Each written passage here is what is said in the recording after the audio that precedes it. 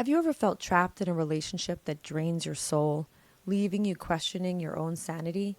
Welcome to Narcissistic Abuse with Vanessa Reiser, the podcast that shines a light on the dark tactics of abusers and empowers survivors to reclaim their lives. I'm Vanessa Reiser, licensed therapist, author, advocate, and fellow warrior on the path to healing from narcissistic and cult abuse. Joining me for many upcoming episodes is my co-host Dave. We'll unpack each conversation together, diving deeper into narcissistic abuse, cult dynamics, politics, pop culture, and what it all means for real life healing. Today, we'll hear harrowing stories from survivors, explore the psychology behind these toxic relationships, and share insights and tools to spot red flags, break free, and begin profound healing. This show is for mature audiences and may include upsetting topics like violence. For full content warnings, sources, and resources, check the episode notes. Guest opinions are their own and don't necessarily reflect mine or any affiliated platforms. This podcast is not a substitute for therapy, legal, or medical advice. Welcome back to Narcissistic Abuse with Vanessa Reiser, the space where we unpack the truth about narcissistic abuse, trauma bonds, and the path to real healing and freedom. Today, I'm thrilled to welcome an absolute powerhouse in this community, Jared Mello, better known to his 124,000 followers as the Wizard of Radical Self-Respect on Instagram. Jared is a survivor, coach, and creator who's dedicated over 10 years to helping people recognize narcissistic patterns, break free from toxic cycles, and rebuild with unshakable self-respect. Through his raw, no BS reels, consultations, and content, he calls out gaslighting, DARVO, devaluation, and the sneaky ways narcissists operate, especially in romantic and family dynamics. He's the shepherd of black sheep, guiding people who've felt discarded or misunderstood toward radical self-respect, boundaries, and trusting themselves again after abuse. Whether he's breaking down why you can't reason with emotional immaturity, how narcissists use hypocrisy and projection, or why healing often means going no contact and choosing peace over explanation. Jared delivers clarity, validation, and tools that hit hard and help deeply. Jared, welcome to the show. I'm so grateful you're here. Let's dive in and give our listeners that wizard level insight today. Hi, Jared. Thank you for coming on the show with me today. How have you been? Living the dream over here. Thanks for so much for having me on. Of course. For those who don't know your story, I would be really curious to first of all know, how did you come into this space? How did you come to start doing this kind of work? What a loaded question. It took a long time for me to get here because I've been through all sorts of other things as well. But ultimately, what brought me here was a relationship with a narcissistic person that I call it my sixth sense moment with narcissism because I was aware of narcissism, but just not in the same way. And more got revealed to me. But I was basically the old I got love bombed, devalued, discard pretty quickly. But it wasn't like anything I've ever dealt with before. It wasn't just a normal relationship. It wasn't a normal breakup. It was something that really knocked me on my ass. And I was like, oh my God. So that's what woke me up, though. And it woke me up to so many things. It woke me up to the dynamics in my own family and how, because once you see this, there is no unseeing it. So now I see it everywhere. Yeah. I think it was interesting. Like I was talking to Amy Polacco recently about having been married twice. I had seen some things in terms of the divorce process or breakups. And then when I met the narcissist, it was wild because both of my divorces in court would, let's say, equal about 3 years, maybe a little more. And then being in court with a narcissist was like close to 6 years. And I didn't even marry this person. So it was like a totally different experience. And to your point, what happens now is that like you carry that knowledge with you and you can see it in different realms, whether it's familial, whether it's the neighbor, any dating experiences, obviously, even same sex friends, like all of the things that you were oblivious to, you've awakened. And it's like equal parts horrifying, but also equal parts liberating because it's like you have this special power now. It's a great way to put it because once you see their behaviors, like you said, you're not going to be able to unsee it. And it can be surreal, I think, as well, because for people who don't understand it, they're just not going to believe it. Oh, that's not how it is. Or they're not going to pick up on the little subtle things that once you're aware of it, you do pick up on. The little passive aggressiveness, the guilt trips, the being really concerned about image, controlling, and it's just those are the things that I really see now. And I can't unsee those things, which has had some pros and cons because I'm not even sure if I should even mention this, but there's severe narcissists and there's ones that I've seen that are not quite as severe. It depends, right? So I've known many that are severe, and with those, I choose no contact with them all the way, right? Because I Yeah. think that's the only way to deal with them because there's just no use. There's no Yeah. use even trying because you'll drive yourself insane if you try to deal with them in any way. And then you mentioned love bombing. What did that look like for you in your specific case, if you're comfortable sharing? Like, how did that show up? Many years ago, what happened was I was taking some pictures for my podcast cover art. And guess what? This woman, that's what she does. She takes pictures for people in their podcast cover art. And I did it. And she was just basically blowing my head up the whole time. Oh my God, you're so attractive. You're like Adam Levine. You're this, you're that. And so we got intimate instantly. And she just made me feel like I was the best person in the world. Like I was on top of the world. And since she was really attractive, it really got me. And I was like, oh my goodness. And this was years ago when I was still a little more naive. I didn't know about this in romantic relationships. And I thought I was going to marry this person. And I thought, oh my goodness, this is just like what Disney movies supposed to be like. That you come in there and it just seems like a magical thing. You like click like two puzzle pieces and that's it. And so she did that, but that didn't last very long at all. And so within, I don't know, a couple months, then some devaluing began. And then she started doing her own thing, like going off, cheating, doing whatever she wanted. And I dragged myself through the mud as well, chasing her around, trying to get that feeling back from the beginning. What happened to this? This was the thing that was awesome. What happened? But she lost interest basically. Like she was more interested in devaluing me, more interested in making me jealous with other people because she didn't care. And that's ultimately what I realized is that what I thought was real was not real at all. It was just a fraud. It was a fake. Yeah, it's so interesting because I think people think of love bombing as like the gift giving. And it's really, to your point, it can get just as simple as compliments, like long text messages. You don't have to have a ton of resources to love bomb the hell out of somebody. You can just lean into this overly expressive, you are my soulmate. Let me put a million post-it notes in this location so you can see, like overly expressing. And then more importantly, and I don't think a lot of people really identify this piece, is that love bombing really only becomes love bombing in the rearview mirror because the devaluing starts, right? So if it's really kind to you in the honeymoon stages of a relationship, that's normal. Like when there's things that are like new and exciting, and then, those things in a healthy neurotypical relationship may die down, but the devalue doesn't show up. It's, to your point, the silent treatment, the passive aggression, the disappearing, that removal of the love bombing purposely. That's where love bombing becomes love bombing. Otherwise, it's just somebody being kind to you. And people, I think, don't realize like that distinction. What if they're just being nice to me? Okay, that's fine. What happens at the end of that part of the cycle? Are they just consistent, or do they like just chill out but not punish you? Is there some other variable that shows up?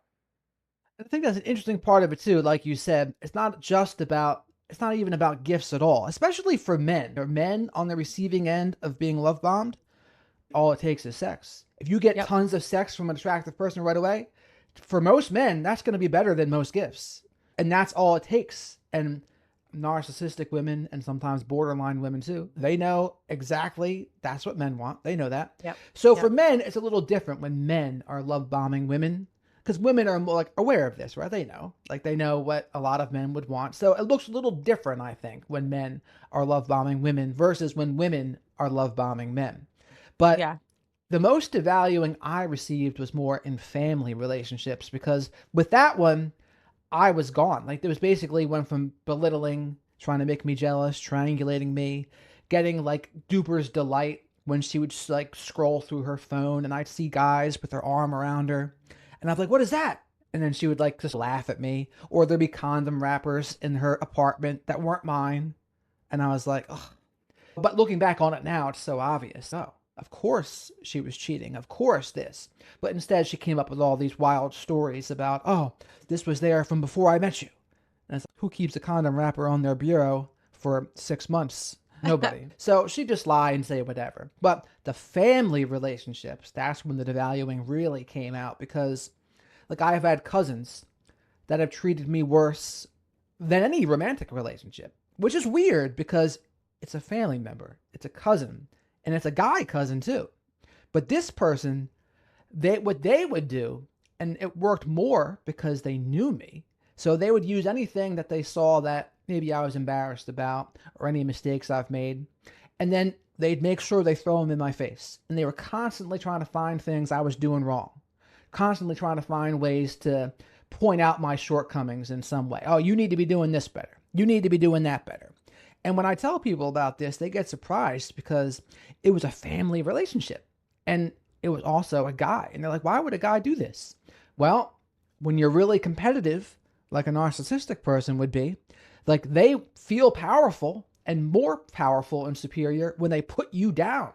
So when he would point out those things in me, it makes him feel powerful. He has more control. And he would use that for self-esteem regulation, right? And they do that. They'll pick fights for fun and tear you down for fun just to make themselves feel better. And I've literally heard them say this too. Narcissistic men and women both. They'll pick fights when they're bored. Oh, I'm bored. I want some stimulation, so I'm going to pick fights and I'm going to start belittling you, pointing out your shortcomings, putting a magnifying glass on your faults.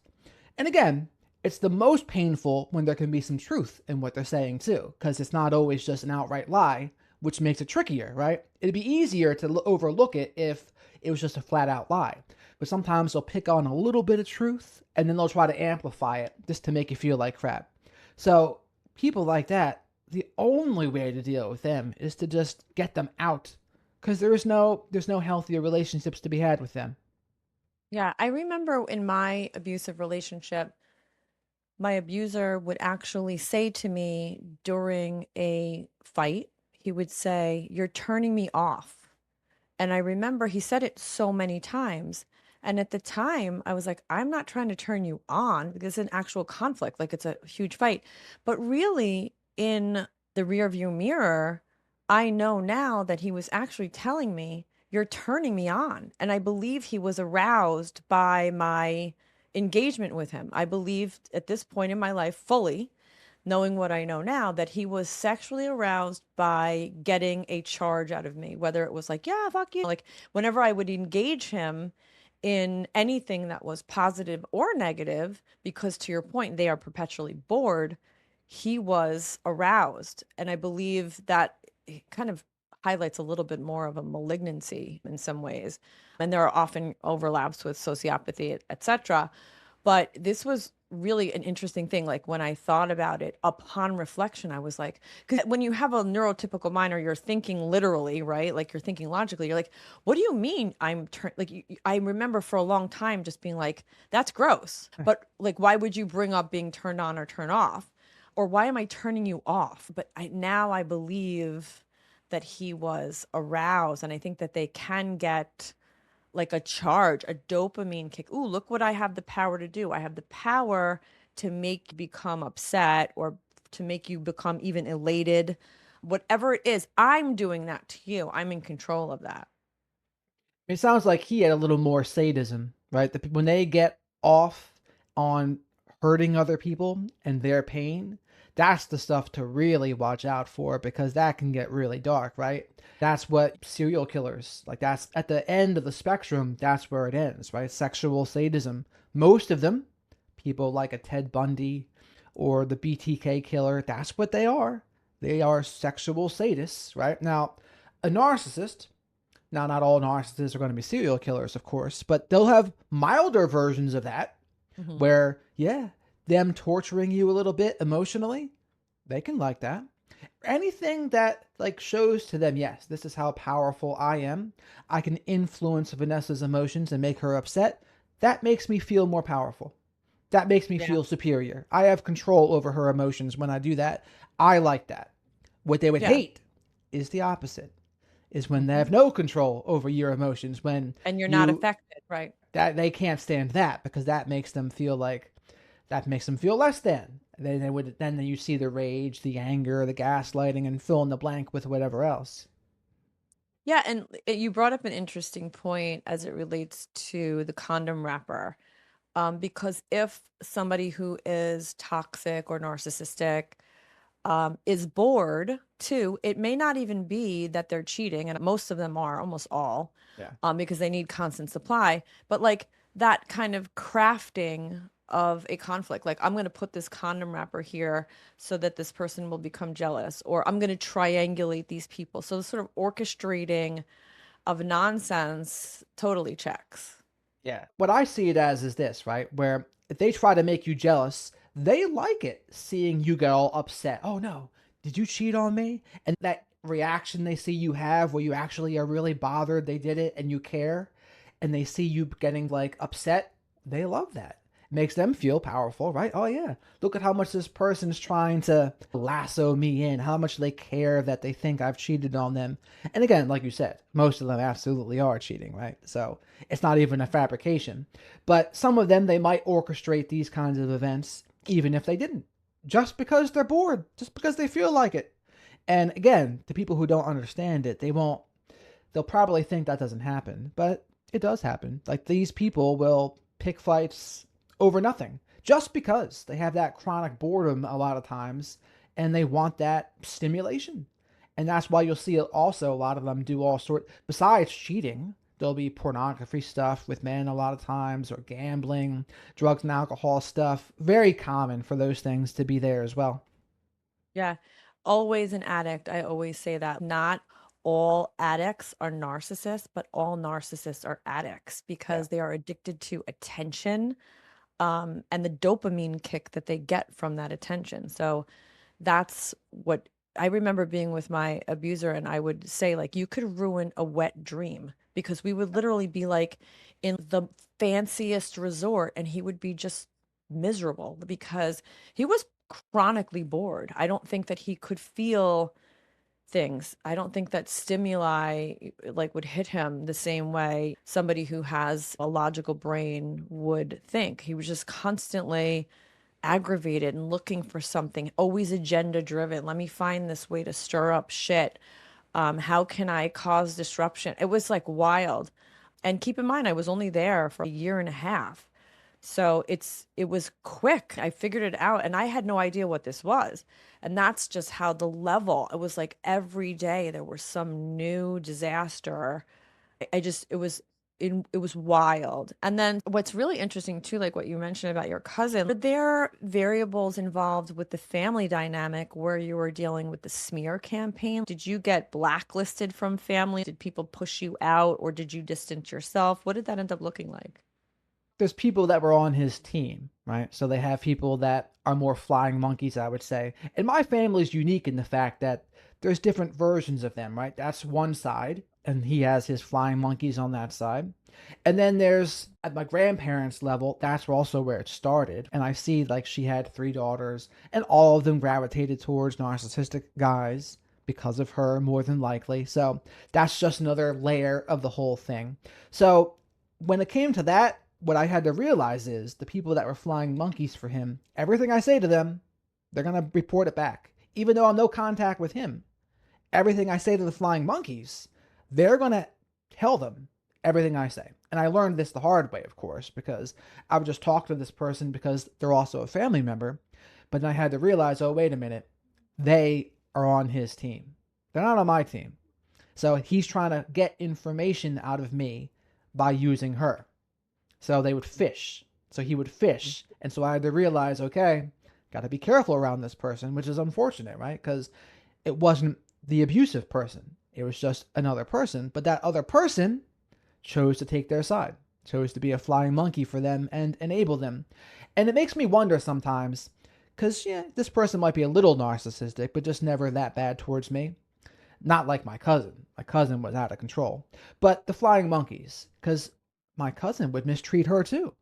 And he would do it in front of everyone, but they didn't notice. That's the other weird part about it, right? Sometimes people will be mistreated and they don't even know they're being mistreated, especially if it's their normal. So, like, you would see people that had narcissistic parent, right? This is just how they've been treated a lot. So when other people in their adulthood act the same way, even if it's a niece or a nephew in this case, that it just goes unchecked. They don't notice it. They don't notice the mistreatment a lot of times, which is weird, which can also be crazy making for the other people that do see it, right? Oh, this person's mistreating you. Why don't you see it? But it's just an interesting layer of the dynamic there. So I had to learn, be careful around the flying monkeys, no contact with that person. And the other thing you reminded me of, though, too, the special occasions thing, where they'll go out of their way to ruin those special occasions. So whether it was birthdays, anniversaries, vacations, I've heard a lot of horror stories with narcissistic people ruining and sabotaging those kinds of days. And they try to make it about them, or they'll do a victim routine or something. Yeah. Every single holiday, every single trip was some kind of drama. And it would be something that he would cultivate, like he would pull it out of thin air just to create a dynamic where I would be seeking his relief. Let's make up, let's not chasing the squashing of the conflict. But it was a lot of heavy lifting for such a short period of time. But I think a lot of people experience what you're referencing, which is like the holiday or the birthday ruined in perpetuity. It's always this kind of same thing, like, oh, here we go again.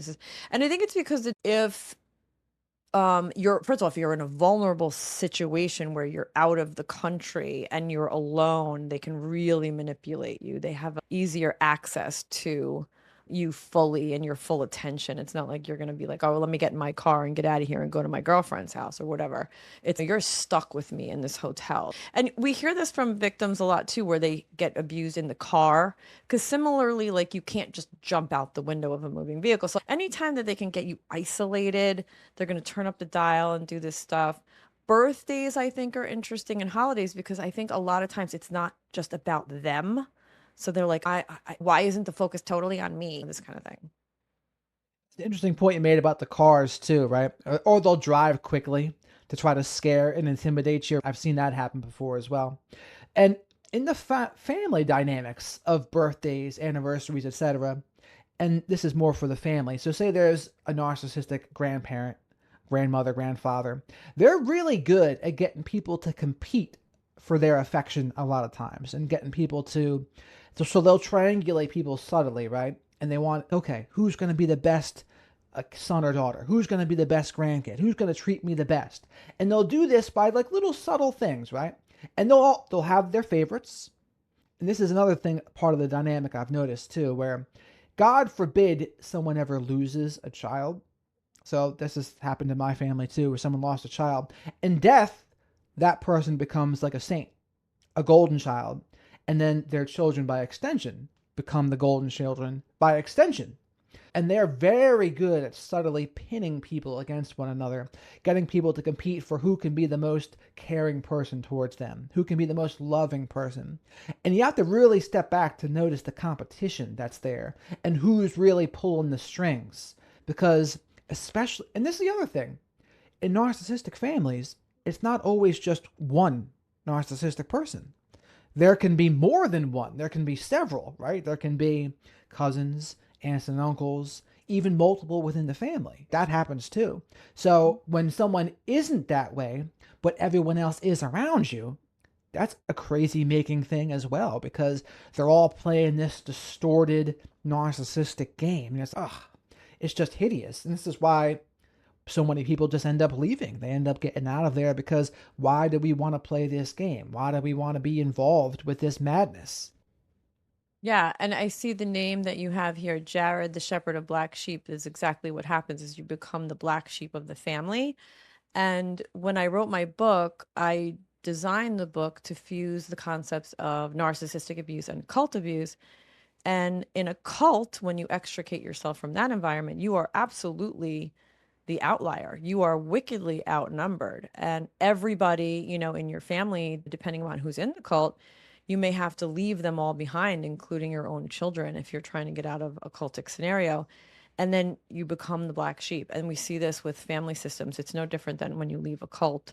You leave the family system, you're like the odd man out. And what really becomes challenging for people, because there is this whole gaggle of flying monkeys doing the bidding of the narcissist, what happens is they have a hard time with the numbers because they're like, it must be me. I must be the problem because everybody else is thinking this way.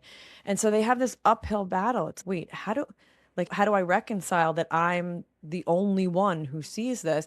And I oftentimes tell my clients and others, like, the black sheep, the person who gets away from these toxic environments, is usually the truth teller. When there are people who are narcissistic that don't have a lot of friends, so they look like the black sheep. They might be like, nobody likes me, this kind of stuff.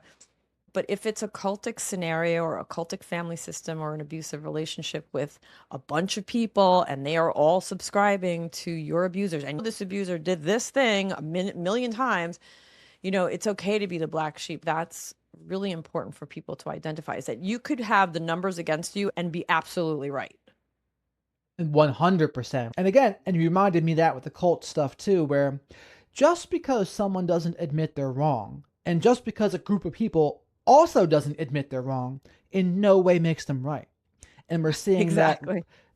we're seeing that all over right now in current events in the political world, right? There's millions of people literally that will refuse. They refuse to concede a point. They refuse to admit when they're wrong. And it can be really crazy making for the people on the other side of it. And this is where I've changed my stance on something, by the way. Like, I used to be more like nuanced in my approach to some of this. But I think now, especially in the beginning, I'm all for people seeing it more in black and white. Why? Because I think it's necessary to help people to trust themselves again. I think it's necessary to get them to trust their own perception of reality as opposed to the narcissist or the group of narcissists slash flying monkeys slash cult, whatever. Because when you get nuanced in there, it can get a little tricky, right? That's what the narcissistic people would use against you, right? They'll spread that and they'll try to use it to invalidate you. But now I'm like, you know what? And this is where you'll see like self-aware narcissists get mad. But I say, you know what? Screw them. Because you do need to see this in black and white. No, they're abusive. You will not be able to have a healthy relationship with them. They're going to be committed to misinterpreting you and twisting and distorting everything you say. They're not going to validate your perception of reality. They're not going to agree with you, even though you might want them to with some things.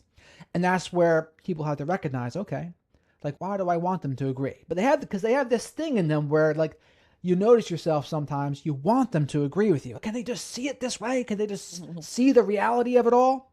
But whether it's a cult or a romantic relationship or a narcissistic family, they're just not going to. If they're this way, they are not going to, period. And you have to see that in black and white. And you have to realize, no, there is no gray, especially in the beginning, right? And once you do a little bit of healing, you go down the line, okay, maybe you can Right. adjust how you see it a little bit. But in the beginning, no, black and white. Black Yeah. and And white, the end. people say this to me when I'm arguing with them about politics on social media. They'll say, okay, Vanessa, you're a cult expert, but how can, 30 million people, they're all in a cult, Vanessa? And I'm like, yes, that's really important what you're describing specifically because you are an able-bodied white man, right? So it seems to be by and large this kind of toxic masculinity is finding us, and we need people that are being victimized. A lot of them are disenfranchised, whether they're women, children, people of color, gay people. Like, this kind of power dynamic is really important that white men specifically speak out, because women are not having the success on their own. They really need to lock arms with people that are specifically able-bodied white men in order for this message to be crystal clear. And I think what's happening with the Epstein files that's particularly important is that it does cross over into the non-MAGA experience, right? So it's a global issue. There are abusers all over the world. There are democratic abusers in these files. And I think there's a gift there because it's, oh shit, hopefully people in MAGA will begin to glitch, is what I call it when you get out of a cultic scenario. It's like you have those moments of clarity and you're like, there's like a little whisper of, wait a minute, this doesn't feel right, this kind of stuff. So hopefully they begin to glitch around that, some of those truths that they can't potentially ignore anymore. Some of them just have confirmation bias, right? And some Right. of them I blame because I mean, here's the thing. I think there's multiple cults out there. I think there's a MAGA cult. I don't think there's a leftist version of a cult too in some cases, but I think one's more dangerous than the other. And I think like right now, there's people at the top of these podcasting spaces. Like they're smart and they know what they're doing. And they're very intentionally playing this game. And I see it. The game is, and it's on YouTube, it's on podcasting, and it's the conservative folks doing it. They know that just 20 years ago, and this is the experiment I'd give for them. I'd say, okay, could you imagine if Obama or Biden did the things that Trump has done? What would all of you say if it was Biden or Trump? And it would be the end of the world. And the Right, difference right. now is what Trump's done is like even worse than what they've done. But the point is the double standards. And the problem is for anyone, including me, because I'm nothing, right? I don't consider myself a Republican or a Democrat. I'm just in the middle. But I would say, what if you call out Trump or anyone on the right, all you'll hear is, oh, you have TDS. And that's it. Yeah. That's their blanket statement to basically everything is, oh, you disagreed with them? Up, TDS. And that's Right, it. right, And that's as right. far as it goes. Yeah. They've been conditioned to say that. They don't have to address your point when they say that. They just, oh, they call me a radical left. Oh, you're a radical leftist. I'm like, actually, no, I'm not. But that's Right, what they'll call me. Like right. any disagreement, and you're all of a sudden the farther extreme. And that's just like an individual relationship with a narcissist. That's what they do. Oh, you disagree with one thing? Oh, that means you're crazy. That means you need help. Yeah. And it's wild because as somebody who is a Democrat like myself, I also can very readily put myself in the perspective of being in a cult because that's what all of my work is about. I too was in a cult. And that's the magic of having seen past that. Like, it's not like I'm saying you're in a cult. Obviously, like, I would never be in a cult, you idiot. No, I'm like, I was in a cult too. That's why I know what I'm talking about. Not because of my high education. It's because I literally was indoctrinated. I was mind controlled and brainwashed by an abusive person. So I understand exactly what it looks like. And it kills me because I don't know if they understand that people like us were in cultic systems. Like I think what they do when they hear that is, oh, you idiot, you were in a cult, because they don't understand what even the concept. It's totally stigmatized, so they just hear cult. Like, Vanessa, you're so stupid, you fell for a cult. And I'm like, oh my god, the laugh's on you, buddy. Absolutely I did, but you're not even seeing half of this picture, you know what I mean?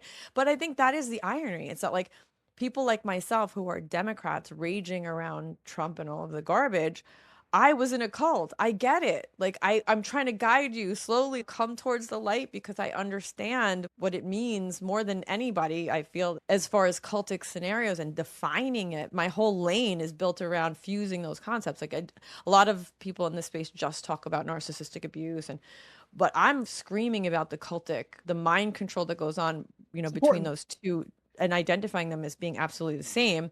So it's really uncomfortable because but again, they just like, okay, sweetheart, you were in a cult, you moron. I'm like, oh boy, you're gonna regret that one. Well, they just don't understand how hard it can be because it takes a lot of courage to disagree with the people that agree with you as well. And I think this is one thing the left people are better at. That's why they say the left eats their own. That's what they're doing. They're calling out each other. The people that generally agree with him, they're calling them out. Now, there can be different problems with you if you eat your own too much to your own detriment, perhaps. But the other side doesn't do that much at all, right? They Right. defend their own, right? So that's You're the right. difference. And You're right. Democrats are raging about APAC. Like myself, I'm super upset about, our leadership being purchased by anybody, right? So if they can buy your vote and stuff like that, it's really going to be problematic. But to your point, that's like semantics almost compared to what goes on the right, because they will just lockstep. Doesn't matter. You want to eat a baby's guts in front of me? Cool. I don't care. Let's do this. Like, they'll defend anything. this is, yeah, it does. So they'll make an excuse and they will have a stronghold over that party because they will, to your point, they will stay completely united no matter what. Well, the only fight I see on the right now, it's about Israel, basically. That's the war. There's a civil war on the right, and it's going to be interesting to see who wins. But I already know, I think I know who's going to win. And you see it because you see how people like Tucker Carlson, Candace Owens, Megyn Kelly, who else? Even libertarians like Dave Smith, like they all call out Israel. And I think all of them, they're putting their chess move out there. They're like, okay, we think in 2028 that Trump, if he doesn't run for a third term, there's going to be a new Republican out there. And we think the Republican that's going to win is going to be a version of them that's against Israel. So they're all calling out Israel now, I think, in advance for that. But Trump certainly wasn't like that. Like Trump, here we are in this war in Iran that BB wanted for 40 years, right? So he's on that team. But I agree with you. I don't think like they have a lot of control over us right now. And that's the only issue I really see them fight about on the right is that issue I'm right now. like, Jared, this is like a warm hug today. I need to hear more of this. Tell me more. I'm just like, I need this to just stop. I have had it. It has been 10 years of exhaustion. A lot of us, like, I studied social policy at USC. So I didn't go to school to become a therapist. And that's why people are like, why are you so political? I'm like, you do not know me at all. I'm poli-sci undergrad. Like, I have been political for a very long time now. Me too. But it's a wild experience because a lot of us knew a long time ago, like where this was going to be. But I do feel a little bit less alone, right? So when everyone was like, Vanessa, calm down, Roe v. Wade's going to be fine, take it easy, this kind of stuff. And now it was very similar in my micro experience with my abuser. Like at first, I was fighting this battle alone, and then there were a bunch of people that became aware of who he was. And then I was able to sit back a little and pass the baton. I was like, okay, this isn't just me anymore, thank God. Because it's a lot to sort of manage that in your own mind and in solitude. So I think you're right. I think we're seeing a lot of people start to see things, certainly with the Epstein file. And that is just the wildest stuff. What's happened recently, I think, is a dividing line, right? Because I've also worked in politics for years. I don't know if I ever told you that, but I used to do political polling for years. And I've literally spoken to tens of thousands of people at their doors in Pennsylvania, Republicans and Democrats both. So I have a pretty unique perspective. I've talked to more voters than most people in a purple state like Pennsylvania. And I Mm-hmm. see the dynamics at the societal system is it mimics, like you said, on the individual. It's the same tactics, right? It's the same tactics in both of the places there too. And what's interesting to me also is the people that understand narcissism, even some of them get tricked. And I see it too. Like they don't notice it. They have their blind spots. Like anyone can have their blind spots, which is tricky, especially when you think they understand it. It's okay, you understand it, but then somehow you don't understand it in this spot. So it's weird. The whole, because this stuff is important right now. I mean, it just is. Oh, that's what I was going to say too, where this Iran stuff is the make or break point because two things that Trump ran on releasing the Epstein files and no new wars. And just like the guy in Arizona said, now Trump is protecting the Epstein files and has started a new war. And so the people that are still completely on board with that, they're the ones that will be swayed just like a puppet. There's nothing they won't defend. The people that are still supporting that. Because that's not what he ran on at all. But you see them now. Oh, it's fine. We needed to do this. Didn't the way to free Iran is to kill 180 schoolgirls? Didn't you know that's the right way to do it? So, bomb them to freedom. Sounds great. So it's like they just have no standard, right? So again, though, I say, but some people I do see calling it out, even on the right. Some, right? They're the ones that they're doing it, I think, because they don't like Israel, but at least they're calling them out. He's saying, yeah, Trump said he wasn't going to do any new wars. Trump said he's going to release the Epstein files. What happened? Not much. Dan Bongino, same thing, right? Dan Bongino, he made a career on trying to get the Epstein files out. He gets into a position where he could. Sorry, Yeah. now he's back to podcasting. Pretend that didn't happen. And I heard he was even in the cover up of some of it too. But Yeah. it's When wild it comes times. to Yeah, I think when it comes to Trump, um, it really the people who are propping him up at this point remind me of Nancy Saltzman from the Nexium cult in that like their egos are too attached. For them to walk away from him is almost like a disembodiment. They have to unhand their entire sense of self at this point, and that's a tall order. So I think when he or if he should become disempowered and he's not the sort of rich in this position, if he can become disempowered through things like the midterm elections and stuff like that, you might could see even more fracturing, which I'm really hopeful for. I think we're starting to see it, but I also think there's massive propaganda right now too. And there's lots of flying monkeys. And these tactics, they mimic the tactics on the individual level. They're just on a mass Absolutely. level. And I see them. Like I see it in everywhere because like I said, like right now on the Republican side, you have the traditional folks like a Ben Shapiro's and Mark Levin's that just they love Israel no matter what they do, and they want Trump to support that no matter what. And there's literally nothing that they can do that they'll call out. Nothing.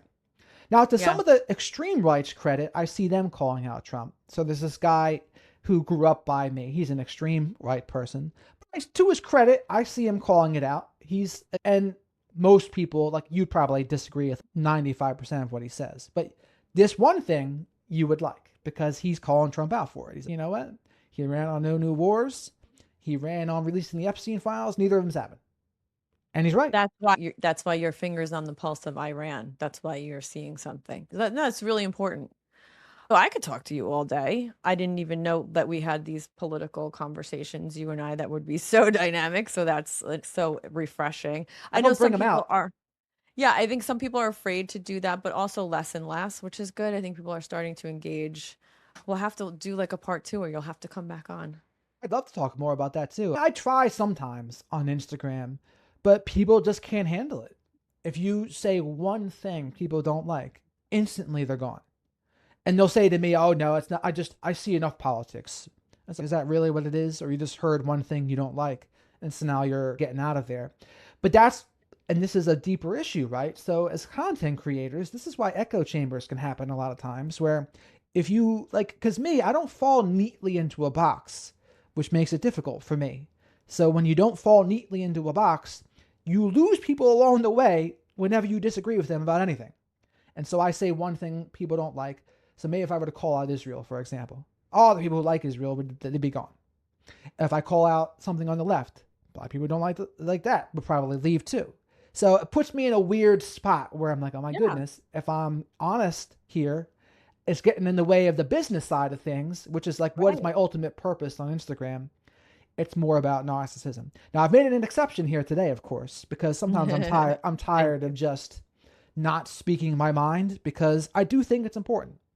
And It I is. have experience with it. So I'm like, why not talk about what you have experience with? Yeah. Thank you so much today. I think your information is super important. As I mentioned, as an able-bodied white man, it's really not even just politically, I'm talking about even just narcissistic abuse, so important. Just know that for me, it's like super big value. And I just want to thank you for all that you're doing. Um, where can people find you? What are you working on? What's going on with you?